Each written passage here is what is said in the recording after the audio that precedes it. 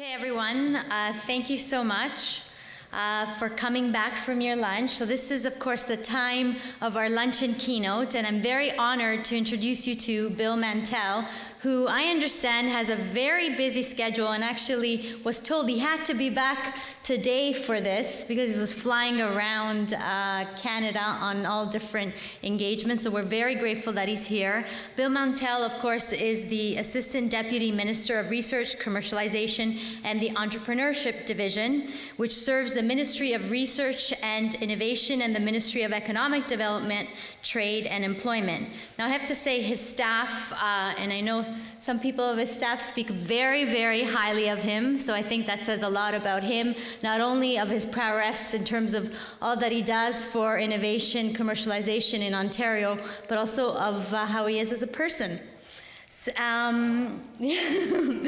Now, in his role as ADM, of course, he oversees the delivery of key ministry programs and different initiatives that are all focused on the themes of commercialization, research excellence, and entrepreneurial expertise.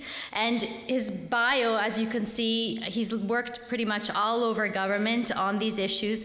And two initiatives that I wish to highlight are one that he oversaw the development of Mars downtown, and also the development of the Ontario Institute for Cancer Research, so that's OICR. So that's pretty impressive, and I'm sure you have a lot of stories about that. He's going to be speaking about the approach to promoting innovation here in Ontario and how really the province actively supports this. And the whole theme from invention to commercialization has come up in terms of a cycle. So it's very much a staged process, and we need to think about all the different vectors that go in those stages. And the government is really conscious of this through its initiatives, from the Early Researcher Awards and the Ontario Research Fund, which we'll be hearing about, to the Ontario Venture Capital Fund, which helps to foster a more vibrant VC industry here in Ontario. So I understand that Ontario wants its innovators to continue to innovate. So with that, Mr. Bill Mantell. So I'm going to take this off because, wow, I have a serious aversion to podiums, truthfully. And I prefer to walk around and swing my arms and not look like a minister. How's that? So I know you guys are talking a lot about IP, and I'm going to get a big squeak going here. Let's see. Mouse. Let me just figure this out first. There we go. Look at that. I'll stop there. Just that slide's going to be up there for a while. So you guys you're focused on IP today, right? Intellectual property. And I was thinking, so the first thing I have to declare is I am not an IP expert. I saw that list of questions. I don't know if I could answer any one of those. However, IP is really important, and if you look at this sort of continuum that starts from the, a researcher's insight all the way down to the market, IP is one of the few things that's actually a constant that runs all the way down there. Not everything gets protected through a patent, but there's lots of other ways of protecting ideas and so on, and one has to be very careful about that, very much as a matter of business strategy. But I'll try and talk a little bit about that as I'm going through this. But what I thought, it would be good today just to say, here's all the stuff that the province has got its fingers into in the whole area of trying to run the gamut from research all the way out to the market. And all the things we're doing to try and fill in gaps, play to our strengths, but really this is a pretty vital part of our economic development strategy where if we are not sort of at the cutting edge of things, knowledge economy, innovation economy, improvements in productivity, that's where the world is going. We are a high wage economy and we have to be there. And if we are not there, our standard of living will erode. And smart people like you will have really boring jobs, and you won't like that. So let's just get started here. So federal granting councils, I'm assuming you guys know a lot about those. That's CIHR, NSERC, National Sciences and Engineering Research Council, SSHRC. That's a big feat into the process. Ontario typically gets about 40% of all that cash. It's probably $1 billion+ a year. That's sort of the base research funding that really keeps a lot of the public institutions going. The province has a very different approach to funding research, and that's the Ontario Research Fund, where rather than fund a whole lot of small things and sort of keep things going continuously, we prefer to invest in a smaller number of big things. So the average CIHR grant is $109,000. The average NSERC grant is $38,000. We probably don't do anything for less than a couple of million. We put in a third of the cash. Private sector puts in a third of the cash. Institutions come up with a third. It's anywhere usually between a $6 and $20 million 5-year commitment. We're trying to build something of strength that is going to be visible from the outside, and something that's of significance or strategic importance to the province somehow. We only fund excellence, and we do lots of peer review on the science and the research and the quality of the research and the researchers, but also try and say, okay, tell us where this is going. So that's a bit of a different strategy.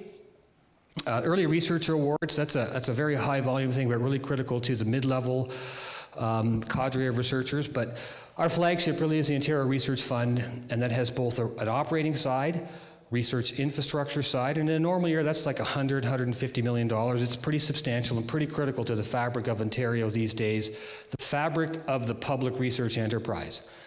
And with the private sector matching, we're trying to draw in partners and build out those collaborations, and that's a pretty strong theme all the way through this. We invest in some translation platforms, a good example being Green Chemistry Center in Kingston. That'd be a good little case study if somebody wants to look at it. They actually have a very cool IP sharing arrangement with every chemistry department in the country. All of their green chemistry discoveries go to one place. They have a large industry advisory board that looks at these things, and the things that look really promising, that could that companies are interested in, that could actually reduce their environmental footprint, reduce carbon emissions, reduce pollutants, they can right away start to do the proof of concept research on it. But it's not the basic research, but it's a very efficient way of picking off what are the great research discoveries, but getting them moving towards application, because we desperately need those kinds of new technologies going into that industry. These are industries that produce 100 million tons of something. So if you can tweak something a little bit and reduce the carbon output by 5%, that's a big impact. And so it's a very efficient way, but the IP was a big issue. They pre-negotiated that up front, and they now have IP royalty sharing agreements if things actually get pulled forward in commercial application. It's pretty cool. You could go down there and study that if you wanted to. Then we move on to, actually I'll flip one more slide. My techno magic. Pretty good, eh? The stuff that's, I think they call that shading? No, glow, the glowing boxes. Those things together, the Ontario Network of Excellence. And so institutions are really critical at the front end of this whole innovation continuum, but universities and colleges don't commercialize stuff. That's what companies do, that's what entrepreneurs do. Once we get moving down this pipeline, we start to focus very heavily on the entrepreneurs, the companies, and what the companies need and are looking for. So the Ontario Centres of Excellence, more and more, their strategic focus is funding projects, yes, but more importantly, trying to build, I actually like to call it a marketplace, a more efficient marketplace between industry and academia. More transactions, more research projects, more student interactions. There's a long list of things that institutions can do that are really critical to the private sector in and around the institution, but further afield. And very much we're always trying to look at what is that menu and how can we get institutions to implement those kinds of strategies that will have an impact on private sector or not-for-profit. York is very strong in this whole area, in the area of social innovation. Lots of great partnerships going on with United Way and a number of other organizations. David Phipps can tell you all about that. That's a singular strategic focus of the OCE and a whole set of programs in there to do that. Mars Innovation, that is one of the technology transfer networks. There are 3 or 4 others. I put that one on there because it's one of the largest ones. This is the industry storefront for every university and research hospital in the in Toronto, essentially. So that is a partnership of 23 institutions. All of their IP goes to that one place. They try and look across institutions and package IP so it's more relevant, or they can bundle IP to move it to go down a technology development process. But imagine if you were a company trying to understand what's all the great research going on in all of these institutions put together. You'd have to go to 23 different places. Now you can just go to one. And they're very expert at making those deals, and IP is certainly something that they focus on. And I think, what are they worried about? They're worried about clean IP.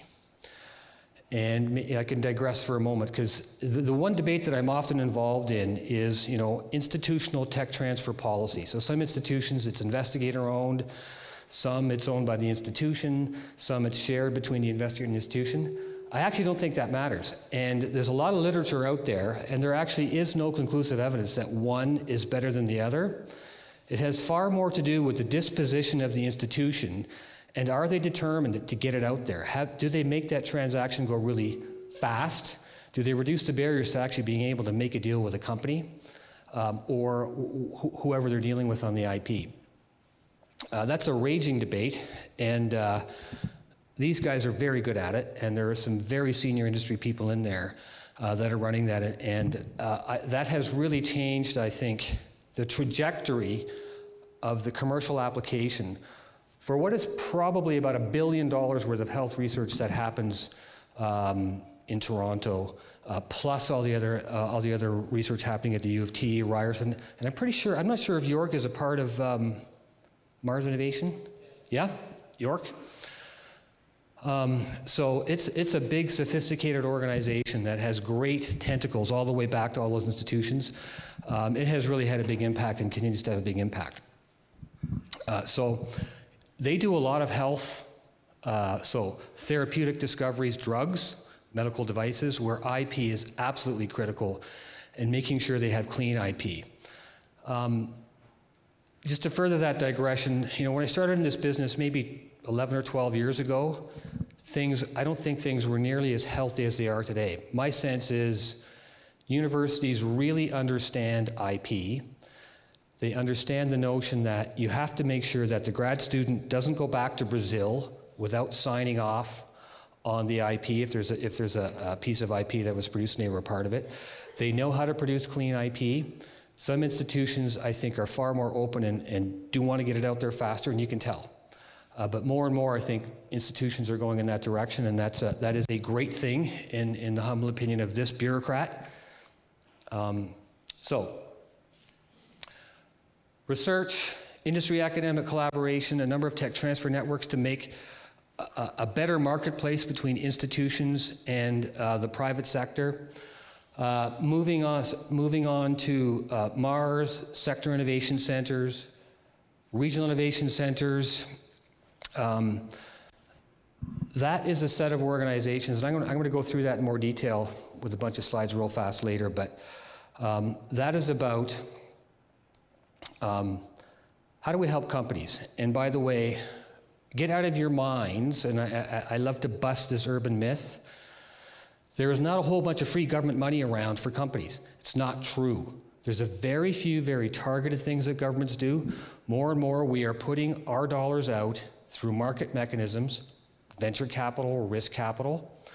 And if the government puts a dollar out into a company direct, our due diligence is as robust as any other kind of investor would look at a deal. And lots of financial due diligence, lots of technical analysis on the risk. It's as robust as anything else. There's no free lunch out there. And there's a bunch of websites that would have you believe that. It's not true. The reason I make a big deal out of that is the focus of the effort is on the entrepreneur and the company. So to be a successful a company with an innovative technology product, there's technology issues. We've actually been good at the technology issues for a long time. OCE is very good at that. The hard part is the business issues. And those business issues are often quite common. It doesn't matter whether it's clean tech or medical technology or solar or some other kind of service company. It's, do I know who my target customer is? How am I going to break into the market? Who are my competitors? What's my go-to-market strategy? What's my market penetration rate going to be? Can I bundle that into a decent business plan where I can actually convince investors to invest in my company? We're helping them with all of that stuff. So we give market intelligence for free. Why? If you're a startup entrepreneur, you're not going to pay the 20 or 30 or 40,000 bucks to get the market intelligence, but you need that to convince an investor that I know where I'm going. And we have a very efficient, we spend about $1 million bucks a year on market intelligence. The retail value of that, if we tried to actually, if companies tried to buy that on those, probably in the area of 15, 16 million bucks. So by doing this, in a, what's the word, bundling it all together, we can get very high efficiency in providing that to companies. It's one of the most valuable things I think that we provide for companies these days because they won't pay the money to get it, it's too expensive. We give it to them. That is really where I think we've made a sea change, that probably over the last 5 or 6 years we've gone from being mediocre to, I think, being one of the best in North America at having a systematic approach to dealing with startup entrepreneurs and young companies coming in, assigning mentors, helping them develop the strategy, putting them through the lion's den or the dragon's den 3 or 4 times. The mentors then trade on their own credibility. If they think this entrepreneur is ready to put in front of a real investor, they make the phone calls, get the investor to take the meeting. That's a big barrier. Because these guys will get thousands of business plans running across their desk. They're not going to take a meeting unless they know that it's been sort of previewed. We now know that we have very quality deal flow coming out of the regional innovation centers, and there's 17 of them across the province. And when an entrepreneur in residence or a mentor calls an investor and says, I got an opportunity for you, they say yes, because they know there's quality, well-honed companies with good strategy coming out of there, and it's probably worth the deal. So all of that stuff is about very efficiently getting technology resources, technology development resources, and business strategy resources to companies so they can move develop their business plan and advance it far faster. Just to scale it, last year alone, actually, I've kind of lost count, but at least we had intensive engagements with at least 1,500 startups, and we know that 5 years later, 80% of these are still in business. And a lot of them come back around. So this is indeed a system that we've honed over 5 or 6 years, is working, and I regard it as a North American best practice. That's not a very Canadian thing to say, but I truly believe it is. We have a lot of people coming up and saying, how'd you do that? How do you do it? Can you show us how? Can you help us? And there's a lot of activity in the US happening right now. WaterTab is a sector thing focused on water. The sector innovation centers, you can imagine this is a big province. We can't put expertise in every city or region, so we put it in 1 or 2 places, and through the notion of the network, that expertise can be brought to bear. If the experts in Toronto, they're helping companies in Waterloo, they're helping companies in York, they're helping companies in Sudbury. Sometimes actually almost every time now, very specific expertise is required. We can find it. And if we have to go further afield, we'll find somebody in the US, we'll find them wherever we have, but if a company needs a very specific expertise, find it if that's the barrier to getting that company across the goal line. Let me talk a little bit about venture capital. You notice I don't have the Ontario Venture Capital Fund with the purple glow because one does want to separate the capital providers, those who are in the business of investing, from those that are mentoring companies, because you want them to make a good, solid business decision every time. But I'll spend a bit of time on venture capital because it's quite important. First of all, some facts. We know that about 4 to 5% of companies are high growth companies. That is, their revenues, their employment, other indicators are growing at least 20% a year. We know that 4 or 5% of high growth companies produce half of all net new jobs. Those 4 or 5% of the companies need venture capital to grow. Some people call it vulture capital. Some people call it whatever you want. It's a necessary evil, whether you like it or not. And is this a very tricky place for governments to be? Because that's a pretty nasty part of the business world. We're in there with both feet. We're swimming with the sharks. We act like the sharks. But we had to figure out ways of getting in there with some specific goals. So we do have some very specific goals. As a result of, I think, bad government policy for about 15 years, we had, I think, a non-market-driven venture capital system. We killed this thing called labor-sponsored investment funds 8 years ago now. The federal government now killed it across the country in the budget yesterday, citing Ontario's lead 8 years ago, where that was tax-subsidized risk capital, very little connection between the people putting in the money and the people investing the money. So it was hard for investors to hold the people investing the money accountable. Returns were very low. There was a whole lot of rules around the pacing of capital and how they had to put money into the market, which meant that if a bunch of labor-sponsored investment funds had capital built up and they were hitting the March 31st deadline for investing, the price of deals would go up. Or they would take bad deals, but they had to get the money out there. It was screwing up the marketplace. So we killed it, took a lot of heat for that. In its place, we said, okay, let's think about this now. We need to get back to a larger, returns-based risk capital industry. How can we do that? And the Ontario Venture Capital Fund was the answer. I'll tell you how we did it. So we took $90 million, and we went out to other kinds of investors that we thought should be in this marketplace but weren't because returns were so bad. And we basically said, look, we think there's a lot of opportunity, and the opportunity pipeline being the Ontario Network of Excellence. And all of these startup companies, and this is by the thousand now, we have all these startup companies. We think this is a good place to invest, and there's going to be good opportunities to plunk down venture capital. We're putting our money where our mouth is. Will you join us? So we put in $90 million. And by the way, this got going just as the recession hit in 2008. But we did raise another $115 million from the likes of the Royal Bank, from OMERS, and another handful of pension funds and large investors. Created a pool of $205 million. We hired one of the best fund managers we could find. So that was a fund to funds, not investing directly in companies. But what we said was, if we can create a pool of a couple $100 million or more, and we have very high standards on the venture capital funds that we will place a lead order in, we can attract good investors to Ontario, and they will bring with them other capital.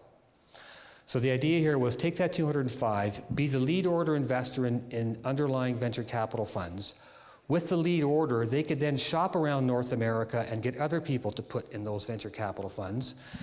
Today, those funds, we invested in, I think, 8 or 9 funds, but they're putting about $750 million of capital into the market. So we took our 90, turned it into 750, raised the bar on the quality of investors. And we had lots of investors, by the way, from Ontario, totally pissed off at us because we wouldn't invest in their funds because they didn't have a returns history. And we stuck very doggishly to the high returns cadre of venture capital managers, and that's worked. 2 days ago, we announced we're doing it again. The federal government announced the Venture Capital Action Plan last year. We've been working with them for about 7 or 8 months to turn the Ontario Venture Capital Fund into a national program. They've made their announcements. We made our announcement 2 days ago. We're going to create OVCF2 in partnership with the federal government. We're hoping it will be $300 million. But this is market, we're using market mechanisms. So actually the punchline is, so we took 90, turned it into 205, turned it into 750. Those venture capital firms now, deal by deal, we think they're going to pull another $1.3 billion worth of capital into the province because we now have 7 or 8 venture funds that have partners, friends across North America, Silicon Valley, Boston. And the funny thing about the venture firm, they never want to take a deal on by themselves. They always want to have a couple of their friends with them. But they'll put the first 10 million bucks in. They'll say, look, this is a $20 million close. They'll get 2 other funds to put 5 million bucks each. That's another 10 million of capital coming to the province. So that's a pretty important strategy to keep, to pull people and money here to grow those high growth firms, because they're the ones that are creating half the net new jobs. So you can see we're research, industry academic collaboration, trying to pull, get those collaborations going. That helps not just new companies, but existing companies, trying to grow companies' sector expertise, and trying to create the pools of capital that they need to actually get pushed onto the marketplace. So it's a pretty end-to-end kind of strategy. I have a great time. I love doing all this stuff, but we basically run everything from there all the way to there. Get to work with great people like Jeremy over there, who's the head of the York Regional Innovation Center, otherwise known as Venture Lab. Excellent. Yes, yes, yes. So let me just go into a bit more detail. I'll go pretty fast because I think I've covered the whole thing. I haven't spent a lot of time talking about IP, but as I said, IP is the one thing that actually ends up all the way down here, still intact usually combined with lots of other pieces of IP. Not everything is protected by patents, but actually the other thing I will say is a conversation I get into probably every couple of years is, so we invest in research, and I didn't talk much about OICR and the Ontario Brain Institute, but there's a couple big things there. Every once in a while I get castigated by Ministry of Finance or some new person over at the Ministry of Finance or the auditor, and they say, how come you guys don't own a share of the IP when you're paying for the research? And it's a pretty simple answer, as I just keep telling them, look, that's a complicated enough world on its own. If we were to try and take a piece of the IP for every piece of research that we were funding, we would probably slow it down so badly that we'd be defeating the whole purpose of our research investments in the first place. It takes them a long time to understand that. And we spent months dealing with the provincial auditor one time because they were stuck on that. We said, no. So finally, actually, the way we started off with the auditor was, tell you what, we'll do some research and we'll see what the research says. And if the research says we should take a piece of the action, we'll do that. Anyway, they went away and never came back. Thank goodness for that. So let me see. I still don't, okay. Fundamentals, you know what? I'm going to skip that slide. Well, actually, I won't. We can do all of that largely because we have the fundamentals quite right. Not perfect. It's hard to keep these in good shape because we got we had a $16 billion deficit. It's now an $11 billion deficit. The first $5 million is a lot easier than the next $5 million to cut. We've got a very competitive business climate. The Americans would kill to have our corporate tax rates. It's way lower. I think they're at 40%. We're at combined federal, provincial, 28, 27, something like that. That's a big difference. I know there's a lot of Americans American companies with money parked offshore. They won't bring it to the U.S. They'll bring it here. We have a small window to actually attract a lot of U.S. capital that they have parked offshore. A strong education system. Our K-12 is one of the best in the English-speaking world. Despite the fact that I have lots of senior university administrators bemoaning funding levels and so on, we have a very good post-secondary education system, one of the best. We rank very high. Strong public research system. Our infrastructure is not bad. You get a subway station getting built just over there, right? That's pretty good. One of our challenges, and we actively think about this, Ontario's a pretty big place. You know, it's bigger than most countries. It's only 13 million people, but we have this big thing in Toronto called the GTA, and how do you deal with a big thing like the GTA and then a bunch of smaller centers around like Kitchener, Waterloo, London, Windsor, places like that? It works. That's what the notion of the network of excellence really helps with that. And frankly, we're blessed with a very diverse economy. It makes us hard to understand what should be our focus. And we're trying to focus on what we think are the emerging new sectors where we think we can compete and win. and proximity to the US. We're kind of addicted to the US as an export market. We have to get out there to the BRIC countries. You know, I'll make one more point, then I'll go through the rest pretty quick. That whole continuum that I talked about that you saw 2 or 3 slides back, so that's a nice, handy graphic. People like me, I've got 55 versions of that thing. And it's a nice linear thing. The world is not linear at all. It's actually pretty messy and chaotic, but it makes the point.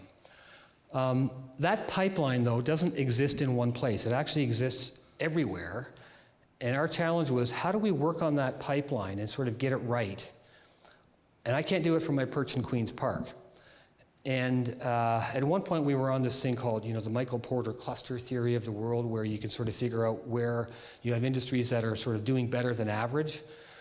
But we couldn't operationalize anything. And one day somebody walked in, and we were about to launch a bunch of programs and stuff. They said, look at, you know, fiscal pressure, your budget cuts by half. Your budget is cut by half. It's actually the best thing that ever happened, because it got us off of the old way of doing business and said, well, if that's all the money we've got, we got to figure out something different. And the notion of regional innovation networks or regional innovation centers was just emerging. This is over a decade ago. That's what we said, you know what? That's what we have to do. Start building the capacity, but build this pipeline. This is actually a city region kind of thing. So we started saying, you know, actually the building blocks of the economy are the city regions. There's no such thing as a provincial economy. Windsor is not like Oshawa. Well, actually, Windsor and Oshawa might be similar, big auto sector. Windsor is not like Sudbury. You have to account for that. So we actually got in our cars and started driving around and said, you know what, we want to come and talk about innovation and research, but we're only going to come if you bring the university, the college, the city economic folks, and some private sector leaders. And we started talking about how do we build capacity, and got into this notion of, at that time was called the regional innovation networks. But working at the city or region level really is the key to this thing, because they know their environment way better than I do. They know the issues, the weaknesses, the strengths. And if you resource them and help, you know, give them an organizing mechanism, they'll be a lot more efficient at it than I will, or big government will. And we took a lot of heat for creating a whole bunch of new not-for-profits. But what we said is we have to throw the ball to the local entrepreneur and business leaders to carry this. Why? Because they'll know the environment way better than us. They'll understand the local institutions way better than us.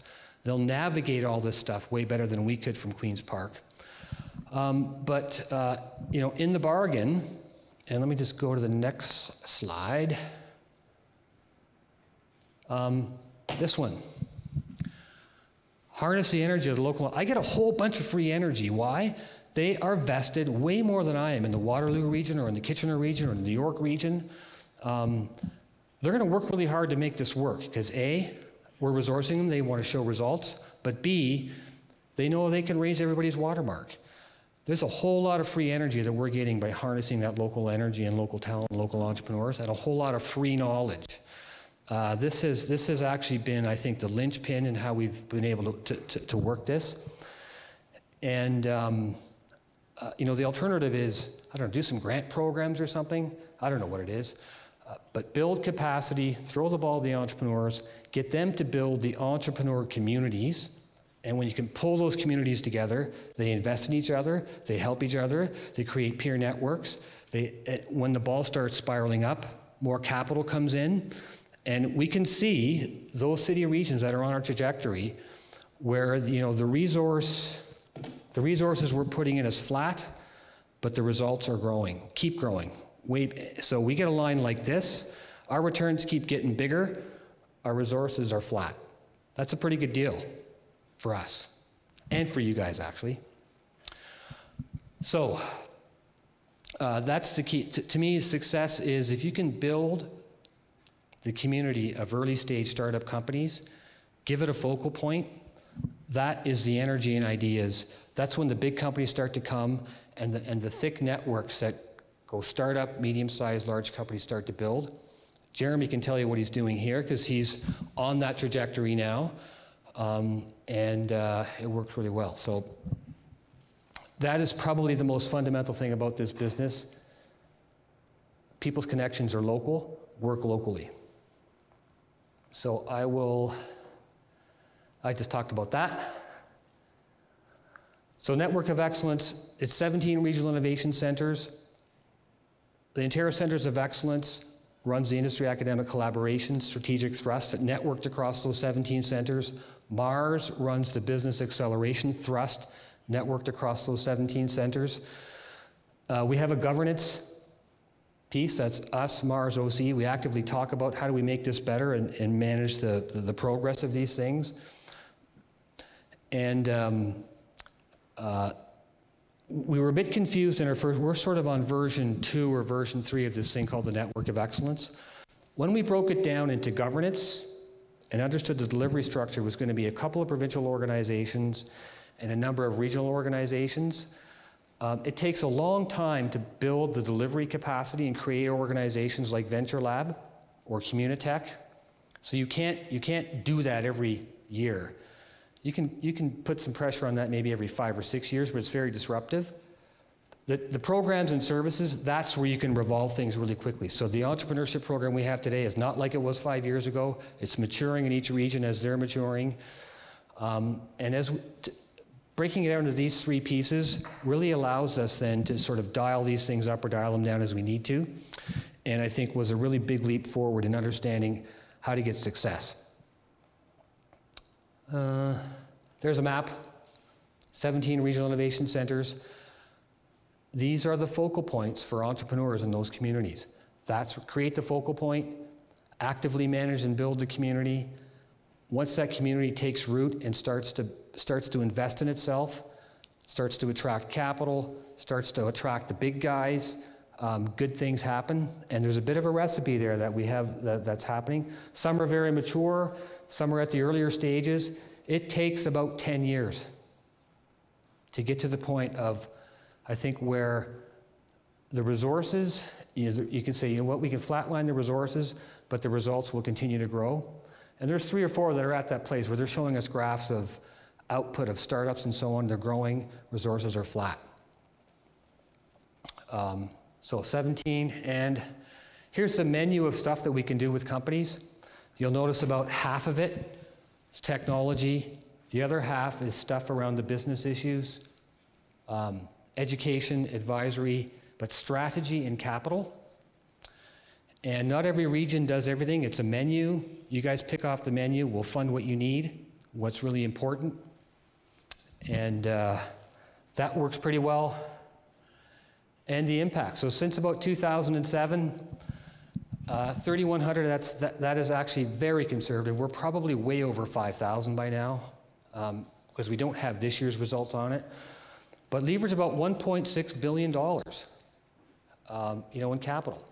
That's a lot of startups, that's a lot of companies, that's a lot of capital. And these results are growing faster all the time, which is really cool. So you can see it's having an impact. I like this one. So how do you tell if you're actually having an impact on a company? You got to go and ask them. So we survey, and I like that 49% of respondents. So that was actually that was the set of OCE clients. So some of those would have been existing companies, but we asked them, how important was that project? Well, it's breakthrough or game changing. That's pretty good. It means we're picking off the right stuff and we're doing the right projects. And 76% said it had a positive effect on the company. Revenue, competitiveness, and cost structure. That's good. I like that. Do you like that? I like that. So what are we doing now? So we started this, we got this going about 2003. We were rolling for 3 or 4 years. 2008, we sort of threw the whole thing up in the air, tore it apart, built it back together. That's when we got onto the governance, delivery structure programs. It's been running really well ever since. We just launched a process right across the province where it's all those regions. We said, look it. So we haven't been out there for 2 or 3 years. The world changes fast. We're putting them all through a best practice process. I know that's hard to read, but we pulled these best practices together. We looked. Kaufman Institute, there's 3 or 4 places that study this stuff pretty intensively. OECD, The U.S. Governors Association does a lot of good work here. So we copy and steal ideas wherever we can. And we put together this best practice that we thought was a fit for Ontario. They're all going through a strategy process. Test yourself against these best practices. Are you there? If you're not there, what's your plan to get closer to the best practices? So you really got to sort of stick to this and be in a mode of constant improvement. If you don't get out there every 2 years and ask yourself, we're still doing things right? We're still doing the right things, actually. And are we still doing them right? You get stale very quickly. So that's a big process. You can imagine we have 17 of these things going on across the province, and a big team of people back at the ranch to run it. Best practice number one, put entrepreneurial activity at the top of the list. 20 years ago, the prevailing wisdom was that economic development was attract companies to the region. That's nice, that's good. This says, no, we have the best, we're as brainy and gritty and competitive as anybody else. We're going to grow from within. We're harnessing our own resources to build companies to go and compete. And I like that. I like that a lot, actually. Anyway, I think I'm done. That's all I had to say. That's me.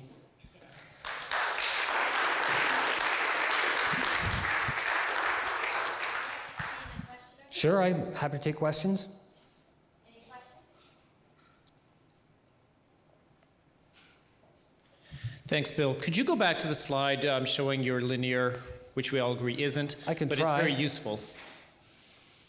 Anyway, as you're getting there, this morning we saw a startup company out of York called KPOC, and I was looking, and the diagram's really useful because KPOC has actually touched many of those support services from are you MRI still? What's your ministry now? Yes, it's a long story. Can I say MRI? It doesn't matter. Sure. Yes. Okay. So say that. So KPOC started in a lab that's got NSERC funding in it, so federal granting money, and then it's actually in a lab, and Nick Sircone's part of an ORF-funded project on big data, and out of that came this invention that's got some market readiness money in it from OCE. We went down to Mars Innovation and got some startup funds where we incorporated. It's supported through our tech transfer office, and it's sitting. It's not part of the Venture Lab program, but is hosted at Innovation York in the Markham Convergence Center, so is bumping shoulders with Venture Lab. So this is a really, really good diagram, acknowledging it needs to be iterative and feeding back. But KPOC, just as an example, has sort of systematically we've been able to support KPOC through these Ontario Network of Excellence programs. So just for the folks this morning that saw KPOC, it's actually a good case study for a lot of this. Yeah, I always imagine stepping stones. And we've got the stepping stones. Sometimes the wind blows you off and you fall in the water and you float away. But that's actually good. If you're going to fail early before you blow all the money. So I always imagine what I'm doing is I'm building the stepping stones across the rapids. The Lachine Rapids. Yeah, we'll do that. The waters are pretty rough. Yeah, they are. But they should be, because the weak ones need to fall off and survive. So it's not a question. I just wanted to illustrate this with an example the audience saw this morning. Yeah, there's examples of ones that, skip right across through. What was the name? A company called Sysomos. Guy walks out of a lab at U of T. He's got a piece of software. He walks in, talks to the marketing guy, and he says, he had an idea for how it might be deployed, and the marketing guy says, if you can do that, do you think you could make it do this? And the guy said, oh yeah, that'd be easy. He says, oh. And through our investment accelerator fund, I think we invested, it was a pretty small, like a couple $100,000. It attracted like $12 million of venture capital, about six. So we came out of here, a little bit of POP funding, then it got investment accelerator funding, which isn't even on this chart. Got private sector. The company got sold for, it was not a public figure, but a reported $34 million just 2 years later. 2 years later. Not bad work if you can get it. Anyway, so it works. And there's lots of examples. Lots of good ones right here too.